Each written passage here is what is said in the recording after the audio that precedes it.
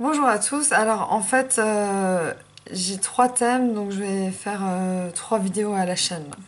Donc le premier thème, c'est le sommeil. Pour vous dire à quel point le sommeil est important, si vous essayez de ne pas dormir pendant plusieurs jours, vous voyez ce que ça fait à votre cerveau et vous allez comprendre. Même quelqu'un qui n'est pas bipolaire va devenir un peu gaga. Et on a la preuve avec Paul Pogba.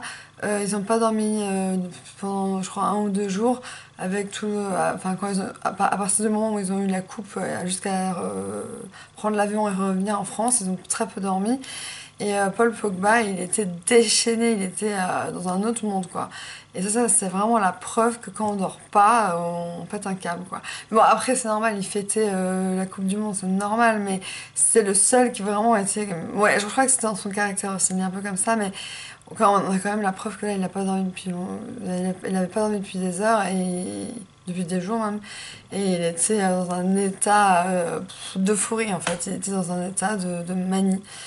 Voilà, et en fait, donc déjà, c'est important de dormir parce que pour éviter les crises maniaques.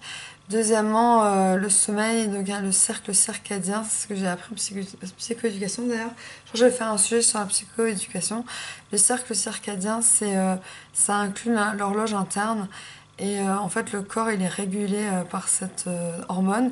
Et il y a un Nobel Prize, comment dire, un prix Nobel qui a été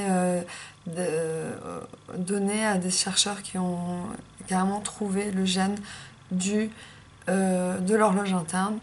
Et donc quand on est décalé, quand on vit la nuit et on dort le jour, on va dire, imaginez, vous allez vous coucher à 4-5 heures du matin pour cet insomniaque, dormir jusqu'à 16 heures le lendemain, etc. Votre cercle circadien va être, et votre horloge interne va être complètement euh, déréglé. Et en plus, le matin, quand on se réveille, il y a du cortisol qui se libère toute la journée pour qu'on puisse avoir de l'énergie. Ça donne de l'énergie. Et vers le début de soirée, 17h, 18h, il y a la mélatonine qui commence à venir pour nous endormir, pour qu'on puisse dormir. Et c'est un cercle qui est infini. Et dès qu'on dérègle ça, ben, on n'est pas bien. Voilà, ça c'est pour le sommeil. Ensuite, dormir, bah oui, parce que les neurones se régénèrent. La nuit, il enregistre tout ce qui s'est passé dans la journée, il fait un tri. Donc par exemple, si vous n'arrivez pas à vous souvenir d'un prénom, il y a une raison. Le prénom de quelqu'un que vous avez rencontré en soirée, par exemple, c'est parce que pendant la nuit, le cerveau décide s'il veut garder ce prénom dans la case de la mémoire ou s'il veut le virer. Donc c'est le cerveau qui décide, on ne sait pas pourquoi, il pense que c'est important de garder ce prénom en tête. Et si vous vous souvenez de prénom, c'est peut-être parce que votre cerveau s'est dit c'est important de garder ce prénom dans l'air de ma tête. Le cerveau, il est pas con. Euh, il trie. Et les médicaments, juste pour parler des médicaments, sont très importants dans ce cas-là parce que là, il aide vraiment les neurones à se régénérer, à se connecter. Donc les médicaments, ça aide, mais ça aide à dormir aussi pour que les médicaments fassent effet. C'est pour ça que souvent, les médicaments, on les prend le soir. Comme ça, ils agissent la nuit. C'est comme si la nuit, le cerveau, il se il se régénérait comme, je sais pas, j'ai pas d'exemple en tête, mais et le matin, il y a un renouveau, et il y a de nouveau une nouvelle journée, de nouvelles informations, que le soir, il va trier de nouveau.